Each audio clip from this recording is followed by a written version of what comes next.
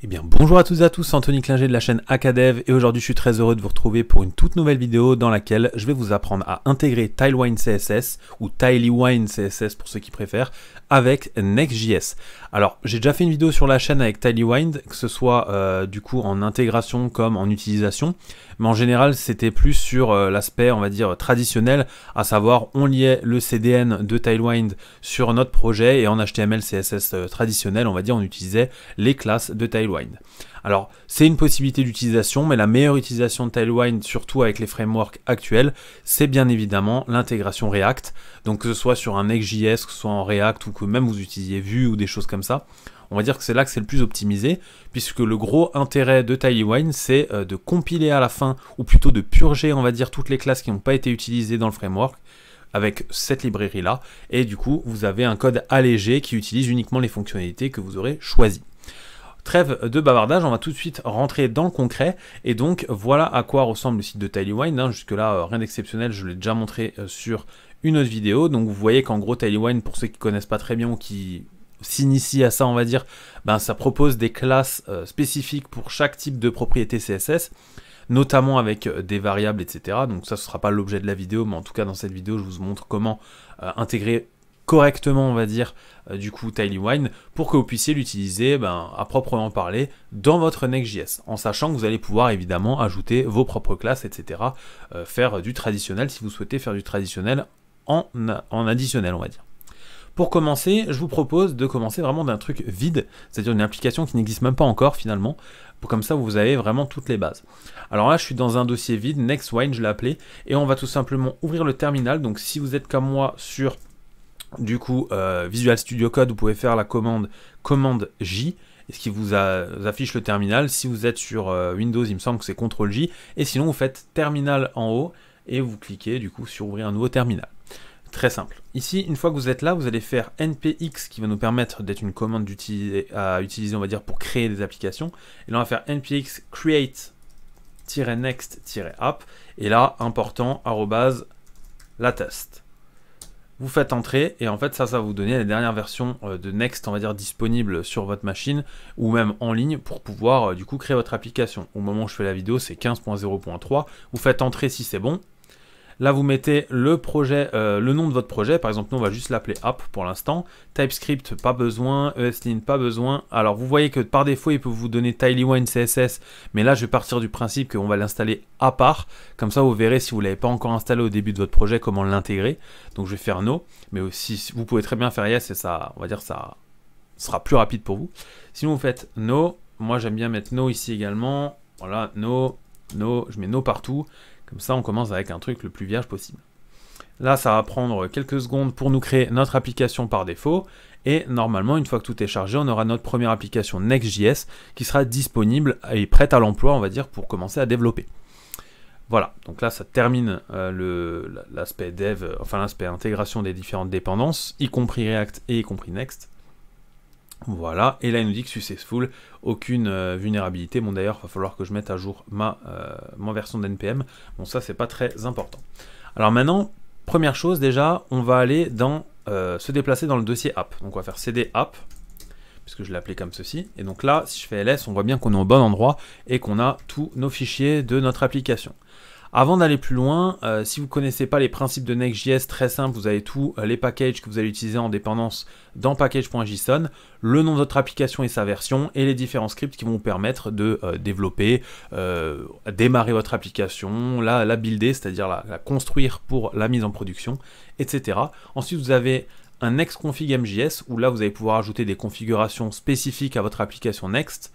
Vous avez le git ignore, etc. Bon, tout ça, on ne va pas avoir forcément besoin dans cette vidéo. La première chose à aller voir c'est dans style, et déjà vous voyez que vous avez deux fichiers, global.css, home.module.css. Pour l'instant je vais rien toucher, je vais juste faire npm run dev, et cette commande vous allez le voir va démarrer du coup notre application sur le port 3000 et du coup va être accessible à localhost 3000. Donc là, si je vais sur mon localhost 3000, théoriquement, voilà, la première fois c'est un peu plus long, mais là j'ai mon application Next.js avec la dernière version disponible. Donc là, vous voyez que, par exemple, voilà, c'est très simple, on a juste un logo, on a deux boutons, on a du texte, etc. Bref, si on clique sur exemple, on est vers Vercel avec des exemples de Next.js. Alors ça, maintenant, c'est bien beau, mais nous, ce qu'on va faire maintenant, c'est qu'on va vouloir intégrer Tidywind et changer tout le style manuellement. Donc déjà, moi, ce que je vous conseille de faire, c'est de supprimer home.module.css. Pour l'instant, on va pas en avoir besoin, ça va vous créer une erreur ici. C'est pas très grave, vous allez aller dans Page, Index, et ici, tout ce que vous allez faire, c'est venir supprimer tout ce qu'il y a. Voilà, alors je vais juste remettre comme c'était avant, voilà, comme ceci. Ça, on peut enlever également, ça, on peut enlever, on peut enlever, on peut enlever. En fait, on peut tout enlever concrètement ici.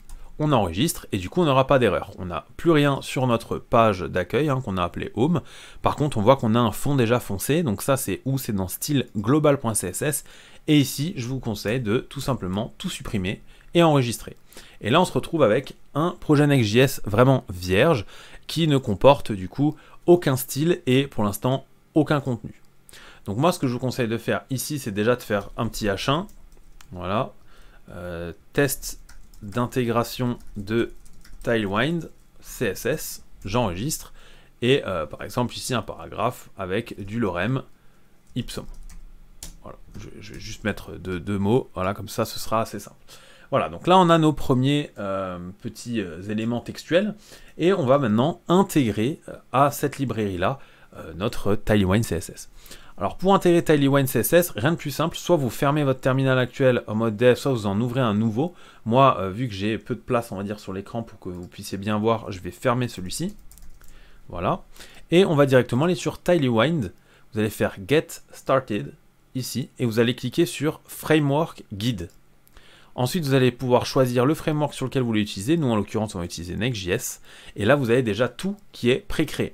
Alors, évidemment, ça, vous n'avez pas besoin de le faire puisqu'on l'a déjà fait en créant notre application. Par contre, npm install -d Tidywind CSS post CSS autopréfixeur, ça, il va falloir qu'on l'ajoute. Donc, on va copier cette ligne, on la colle, on fait entrer, ou vous l'écrivez, c'est la même chose. Il faut bien être dans votre dossier de l'application, évidemment, sinon le npm install ne va pas fonctionner.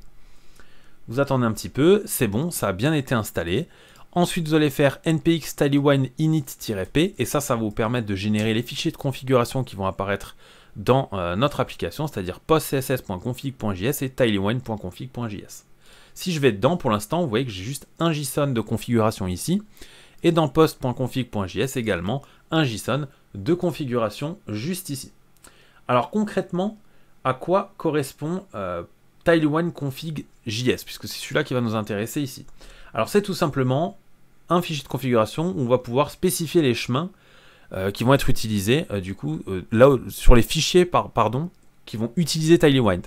Par exemple ici dans Content, vous voyez que vous avez un tableau vide pour l'instant, et bien il va falloir le changer et c'est ce qui est écrit juste après ici où vous voyez que thème et plugin on n'y touche pas, mais par contre on va venir copier le contenu de Content.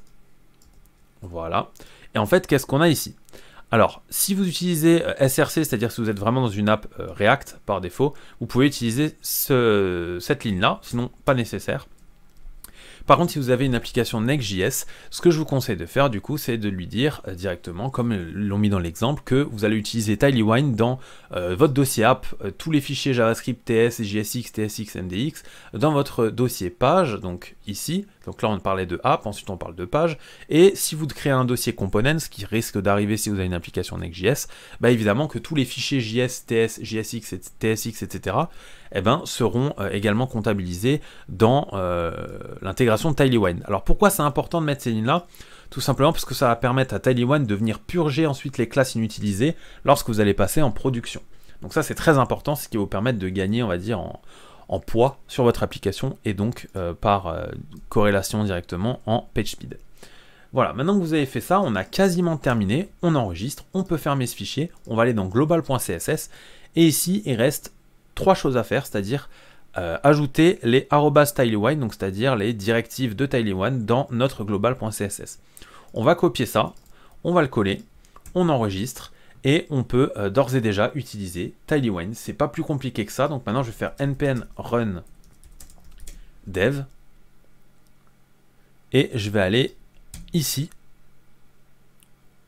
Ça va me rafraîchir directement ma page et là déjà vous voyez que voilà, on a le style qui a changé par défaut, tout simplement puisque Tilywine a réinitialisé tous les styles, et qu'ici on va pouvoir ajouter directement des styles spécifiques avec des classes spécifiques.